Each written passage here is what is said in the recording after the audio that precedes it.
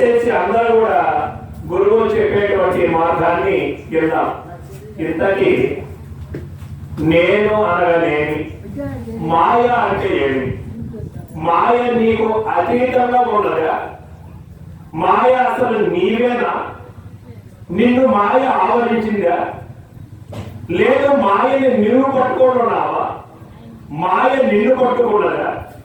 ఇన్ని అనుమానాలు శిష్యులకు ఉంటాయి. దీనికి బండి చక్రపాణి గారు ఒక పాట రాశారు, దాన్ని తెలుసుకున్నాం. నేనే మాయ నేనే ఎరుక నేనే నయాకిలలో కాలుగా వింతలో కాలుగా నేనే మాయ నేనే ఎరుక నేనే నయాకిలలో కాలుగా వింతలో కాలుగా ద్వైతాద్వైతమును భావించి చూడ ద్వైతాద్వైతమును భావించి చూడ ధ్వని నేనై తొలగించి శోధించనేల నేనే లేకున్నా ఏమున్నదో నేనే లేకున్నా ఏమున్నదో నేయుంటేనే వింత జగముందునో ఈ జగముందునో నేనే మాయ నేనే ఎరుక నేనే నయాకిల లోకాలుగా వింత లోకాలుగా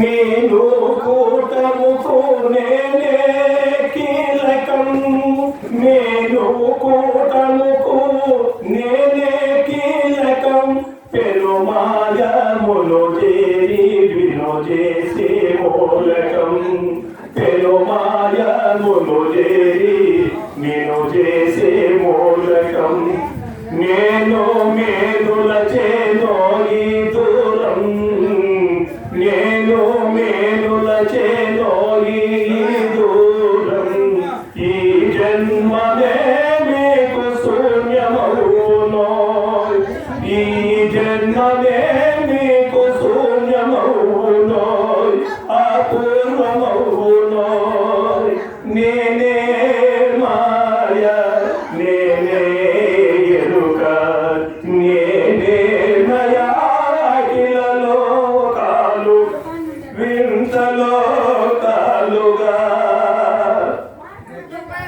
జగమై జగమెల్ల దోచే నిస్సారము జగమై జగమెల్ల దోచే నిస్సారము సోడసిని గూఢముగా శోధించి చూడు ద్వాదశిని గూఢముగా ఎరుగిందు మోయి ద్వాదశిని గూఢముగా ఎరిగుండు మోయి భీమన్న గురుని మీరు సేవించుడో మరి పూజించుడో జగమే నేనే మాయా నేనే ఎరుక నేనే నయా వింతలో కాలుగా ఈ లోకాలుగా మీ ఆత్మస్వరూపులైన భక్తాదులారా దయచేసి మీ మాటలు కొంచెం తగ్గించండి.